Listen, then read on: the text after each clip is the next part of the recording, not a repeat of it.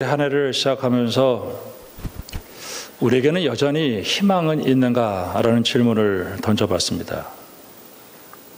저는 분명하게 또 크게 이야기할 수 있습니다. 우리에게는 희망이 있다. 비바람이 몰아치고 앞이 보이지 않는 상황 속에 은혜를 보는 눈을 뜨게 하는 것이 필요했습니다. 무지개 언약, 홍수로 모두가 죽어가는 상황 속에 하나님께서 노아에게 은혜를 볼 수 있게 해주었다. 내가 하나님의 은혜를 볼 수만 있다면 우리는 희망은 있습니다. 그는 방주를 만들었고 생명을 보존했습니다.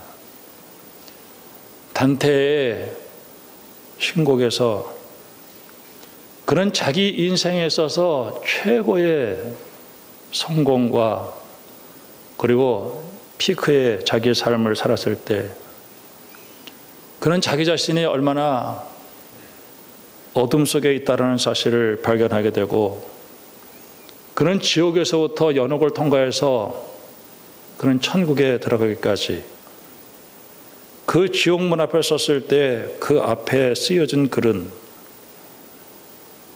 너는 이곳에 들어가는 사람은 모든 희망을 버려라. 그는 그 희망을 가지고 이 세상을 잘 견디고 그리고 하나님과 동행해서 천국에 갔을 때 그 천국에는 수많은 별들이 그에게 희망으로 올 수 있었다 하는 얘기를 하고 있는 것입니다. 우리의 입에서 희망이 없고 우리가 마음으로 희망이 없다고 믿는 사람은 그 즉시 지옥으로 떨어져 버리고 마는 것입니다. 로마서 10장에서 사람이 마음으로 믿어 의에 이르고 입으로 신하여 구원에 이른다. 우리 주님은 우리에게 여전히 희망이고 우리의 소망입니다. 민수기 13장부터 14장을 보면은 애굽에서 나온 이스라엘 백성들이 가나안 땅으로 들어가기 전에 가데스 바네아에서 12명의 정탐꾼을 보낼 때 그중에서 2명인 여호수아와 갈렙이 이런 말을 해요. 우리에게 하나님의 약속은 여전히 있고 우리의 형편과 상황은 결코 그곳으로 들어갈 수 없는 상황이지만 우리는 하나님의 약속을 믿기 때문에 우리는 가나안 땅에 들어갈 수 있다라고 이야기합니다. 우리의 삶의 현장은 사망의 음침한 골짜기 같다라고 얘기해요. 우리 주님은 그러나 우리의 목자 되셔서 우리를 지팡이로 막대기로 인도해 주셔요. 비록 우리의 원수들이 우리 주변에 가득하다 할지라도 주님은 원수의 목전에서 상을 차려주시고 우리에게 잔으로 기름을 부어주셔요. 로마서를 읽는 가운데 죄가 많은 곳에 하나님의 은혜가 있다. 우리 하나님의 은혜는 이 세상에 있는 어떤 죄도 용서하실 수 있는 그 은혜입니다. 지금 전 세계는 미국과 중국의 무역 전쟁 그리고 우리의 형편은 미래가 참으로 어렵다고 예측하는 거예요. 사회과학이나 경제를 그리고 정치하시는 분들은 올해가 대단히 힘든 한 해가 될 거라고 전망을 하고 있습니다. 전혀 희망이 보이지 않는 것처럼 이야기하고 있어요.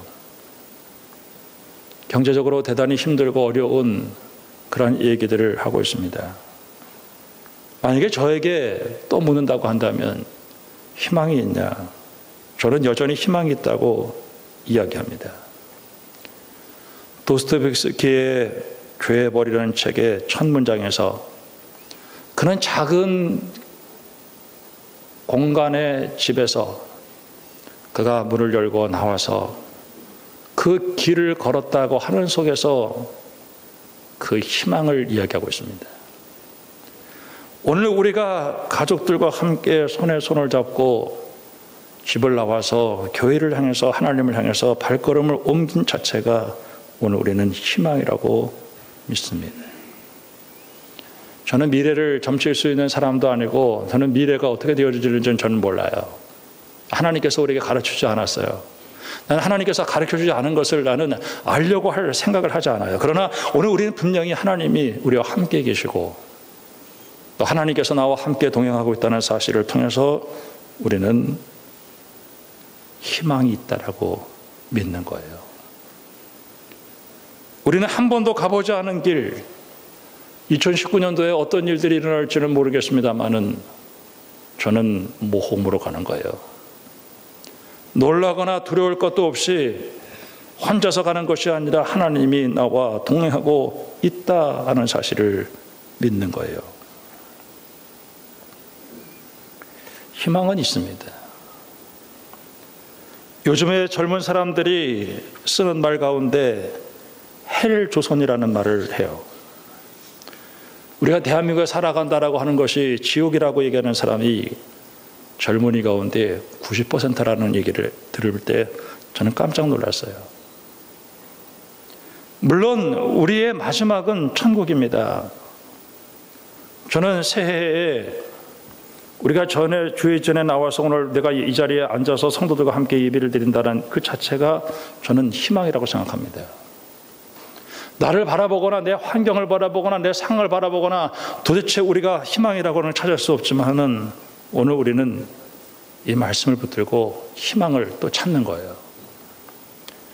우리가 일산원광교회 2019년도 표어는 나부터 복음으로 새롭게 되어 민족의 축복의 문을 열자. 올해가 3.1절 민족 만세운동 100주년 되는 해입니다. 그 당시에 기독교인은 민족의 2%에 불과한 아주 소수의 사람들이었습니다. 이 3.1절 만세운동은 기독교 운동이 아니라 우리 민족의 일제 항거에서 일어난 만세운동이었어요. 그럼에도 불구하고 오늘 기독교가 이 3.1절을 중요하게 생각하는 이유는 그 모든 그 운동의 거점에 교회가 있었다는 사실과 그 2%도 안 되는 그 기독교인이 이 민족을 이끌고 갈 수 있었다 하는 사실이에요. 2029년은 100주년 되는 아주 중요한 해입니다. 우리 총회의 주제가 좀 어려워서 말을 풀었어요. 나부터 복음으로 새롭게 되어 민족의 축복의 문을 열자. 내가 하나 변화된다고 해가지고 민족의 축복이 열릴까? 나비 효과라는 것을 알아요. 내가 여기서 조그마한 날개를 퍼덕거리는 것이 이 지구 뒤편에 태풍으로 일어날 수 있다라는 얘기입니다. 내가 변화되어질 때 우리의 가정이 변화되고 내 가정이 변화되어질 때 우리의 사회가 바뀌고 교회가 바뀌고 이 나라의 민족이 바뀌어질 거라고 생각해요. 그래서 나부터 복음으로 새롭게 되었어요. 저는 분명히 소망이 있다고 생각합니다. 우리 하나님의 은혜로 소망이 있다고 생각해요. 여러분, 절대로 희망을 잃어버리지 않기를 주님의 이름으로 축원합니다. 절대 나는 희망이 없다. 나는 희망이 없다고 믿는다. 여러분, 그 순간 그 사람은 지옥을 살 거예요. 그러나 내가 비록 삶이 힘들고 어렵다 할지라도 나는 소망이 있다. 나는 천국에 간다. 나는 종말론 쪽 소망을 바라보고 나는 하나님에게만 소망을 바라보고 간다. 이번에 4가지 소주제를 생각했는데 예배 헌신, 다음 주에는 예배 헌신, 말씀 순종, 기도 응답, 봉사 충성, 전도 열매, 그것을 가지고 한 주씩 설교하려고 합니다. 여러분, 이 한 해 여러분에게 축복의 문이 활짝 열리기를 주님의 이름으로 축원합니다. 그리고 그 축복이 이 민족의 축복의 문을 여는 기회가 되어지기를 주님의 이름으로 축원합니다. 첫 번째, 나부터 복음으로 변화를 받자 하는 얘기입니다.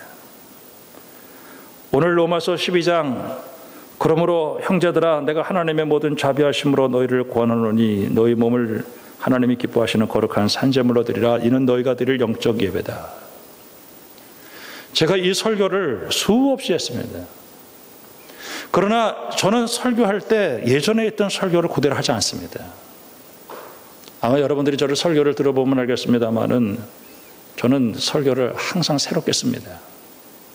그리고 저는 설교를 하는 것에 대해서 두려움이 없습니다.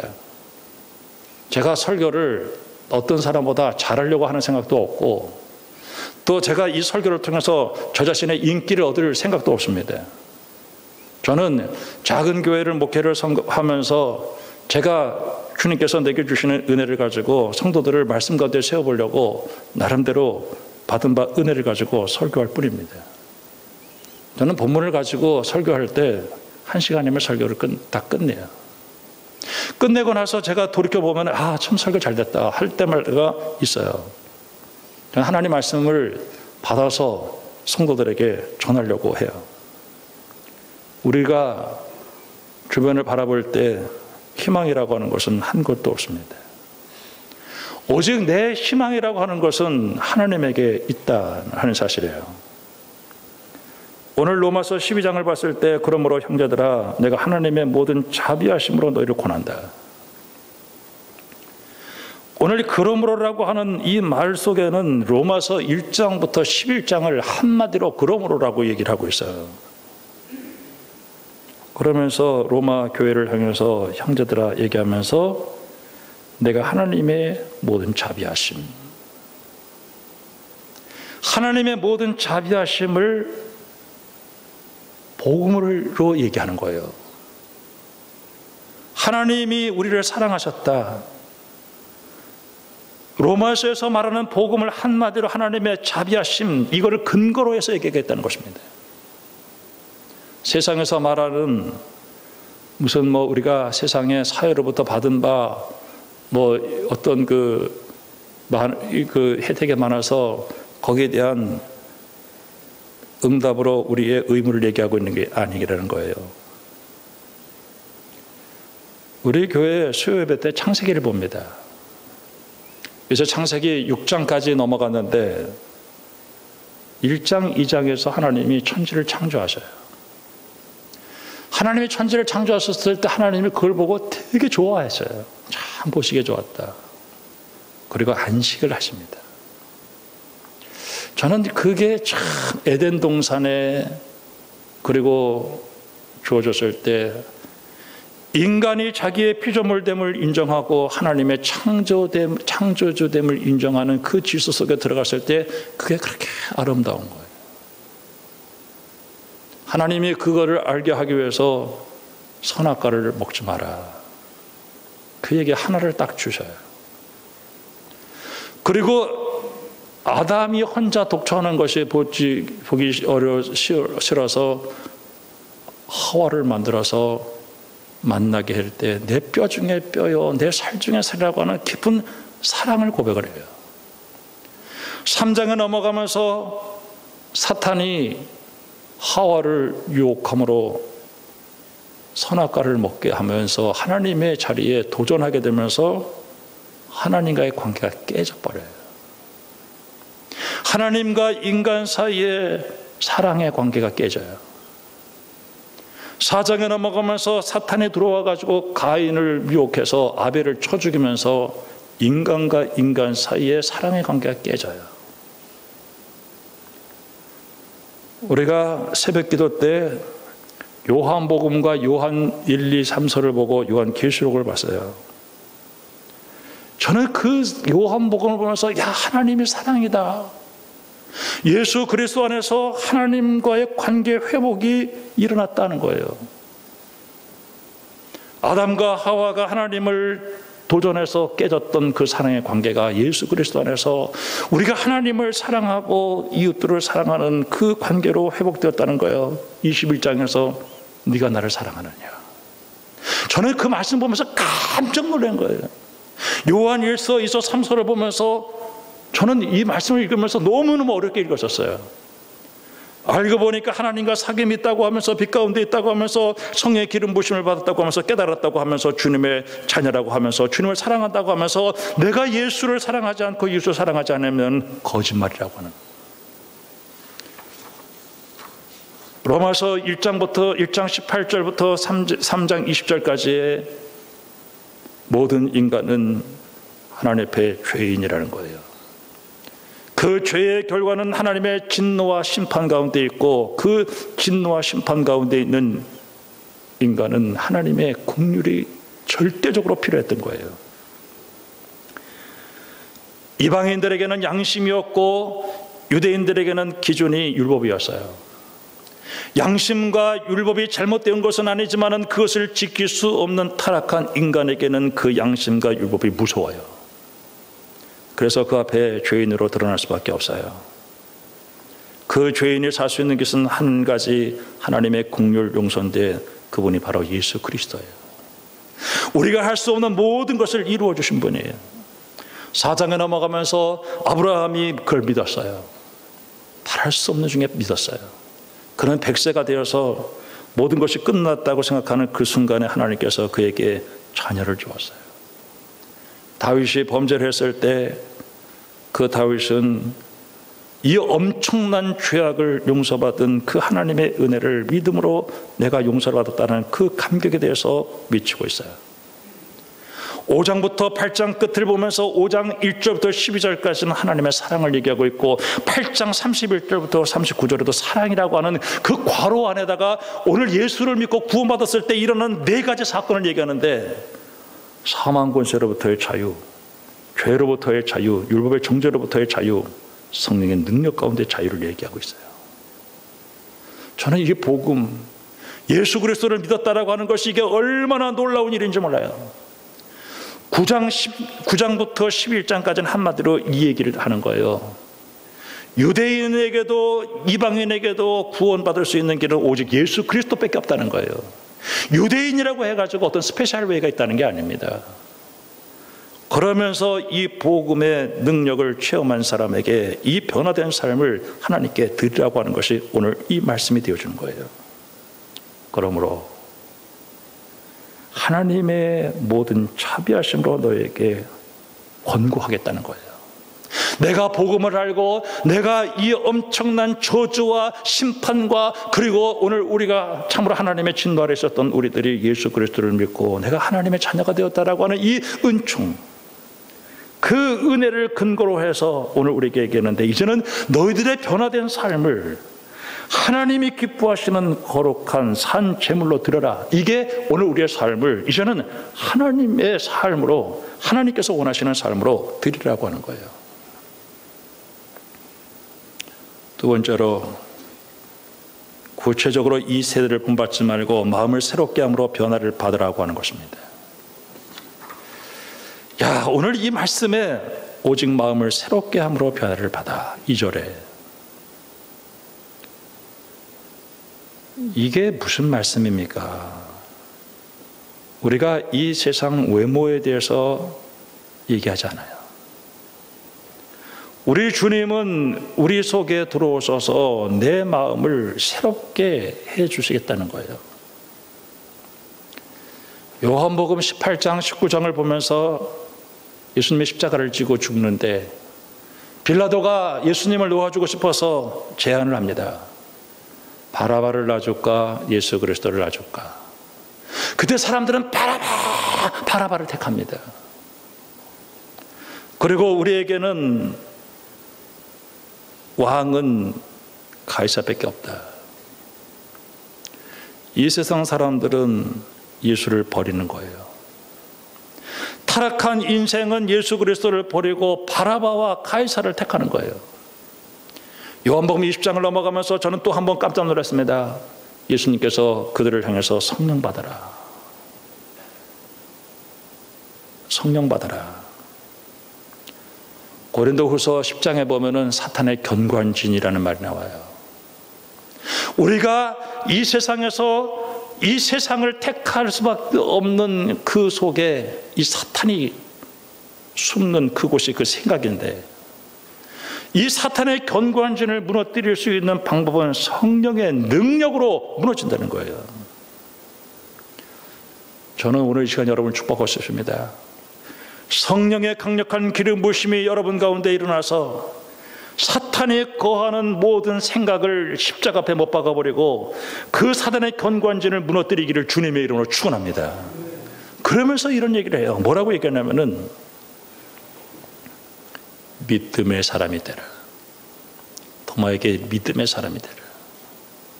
믿음은 하나님이 거하는 집이 되어지는 것입니다. 우리가 새롭게 되어지는 오직 유일한 방법은 예수 그리스도를 내 마음에 모시고, 그리고 우리 주님이 내 속에서 역사하실 때 오늘 우리의 심령은 새롭게 되어지는 거예요. 요한계시록을 보면서 라오디게아 교회에게 우리 주님께서 그 교회는 세속화와 물질의 풍요로 말미암아 주님을 문 밖에 세워놓은 교회예요. 우리 주님이 문 밖에 서서 내가 두드리노니 내 음성을 듣고 마음의 문을 여는 사람에게 내가 들어가서 먹고 마신다. 이들은 예수를 믿었던 사람들이에요. 요한복음 1장에 믿는 자, 곧 영접하는 자, 곧 하나님의 자녀가 되는 그 권세, 그 얘기가 하는 것이 아닙니다. 그건 처음에 믿었을 때 얘기했지만 오늘 이 요한계시록 3장에 있는 것은 오랫동안 교회를 다니면서 오늘 이들은 닳고 닳아가지고 자기의 그 의만 나타나서 그 예수님하고는 아무 상관이 없는 그 생활 속에 있을 때 우리 주님을 영접하고, 그리고 그 믿음으로 우리 주님이 우리 속에 역사할 때 반드시 변화되어진다는 거예요. 우리가 이 세상의 세대를 본받지 않는 이유, 세속에 물들지 않는 이유는 내가 변화되어져요. 내가 하나님의 신령한 세계를 알고 하나님을 알고 내가 하나님의 은혜를 알았다고 하면 이 세상에 있는 썩어질 것들이 우습게 보일 줄 알아야 돼요. 오늘 이것은 오늘 우리가 이 세대를 본받지 말라고 내가 몸부림치고 결단하는 게 아니에요. 제가 어떤 일본에서 온 이화 여자대학을 나오고 그리고 아주 부자 청년을 만나서 부를 누리고 있는데 저한테 그러더라고요. 세상이 너무 좋아요. 제가 거기서 그런 얘기했어요. 당신 예수 믿고 변화돼야 돼. 세상에 뭐가 그렇게 좋아.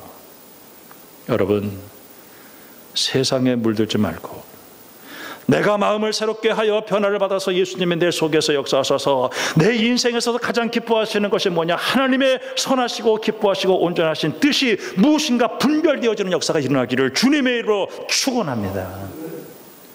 이것은 오늘 구체적으로 나타나는 게 바로 뭐냐면은 주님의 교회를 사랑하게 나타난다는 거예요. 3장에 보면은 은사를 따라서 내가 하나님의 교회를 따라서 내가 주님의 교회를 섬기는 거예요. 저는 하나님의 교회, 좋은 교회, 나쁜 교회 저는 없다고 생각합니다. 그러니까 톨스토이의 안나 카타리나라고 하는 그 소설에서 이 부녀가 젊은 장교를 만나요. 둘이 깊은 사랑에 빠져요. 그런데 이 여인은 그 남자가 자기 사랑을 떠난다라고 생각하면서 불안해하기 시작하는 거예요. 자기의 욕망을 채우기 위해서 어떤 사람을 사랑한다고 할 때는 불안해서 견딜 수가 없어요. 그러나 내가 헌신하고 내가 사랑하는 곳은 그곳이 아무리 힘들고 어려워도 거기는 헌신이 있어요. 거기에 별 볼 일 없는 그 남녀가 살아간다고 할지라도 거기에서 사랑이 있을 때는 그 사랑은 아름다운 사랑으로 열매를 맺을 수밖에 없다는 거예요. 여러분, 변화돼서 하나님의 뜻을 분별하고 이 하나는 주님의 교회를 사랑하는 여러분들이 되기를 주님의 이름으로 축원합니다. 열심으로 섬기는 거예요. 그리고 게으르지 말고 열심으로 주를 섬기는 거예요. 그리고 오늘 14절 말씀부터 보면은 우리를 핍박하고 박해하는 그런 세상에 대해서도 오히려 사랑으로 악을 이기라고 하는 거예요. 13장에 넘어가면서 오늘 우리는 이 세상 속에서 국가와의 관계를 얘기하고 있어요. 이거는 시간 관계상 제가 얘기하지 않겠습니다만은 여기는 좀 생각해 볼 필요가 있는 부분이 있어요. 이제 말씀 마치겠습니다. 여러분, 예수 그리스도 내 주님으로 영접하고 믿음으로 성령의 능력으로 이 안에 나부터 복음으로 새롭게 변화되어져서 이 세상에 있는 것들을 내려놓고 하나님의 선하시고 기뻐하신 뜻, 주님의 교회 사랑하고 예수님 사랑하고 또 성도들을 사랑하고 하나님 사랑하고, 여러분 이번에 축복의 문이 활짝 열려서 주님께 영광 돌리는 놀라운 역사가 일어나기를 주님의 이름으로 축복합니다. 기도하겠습니다. 감사하신 하나님 아버지, 영광 돌립니다.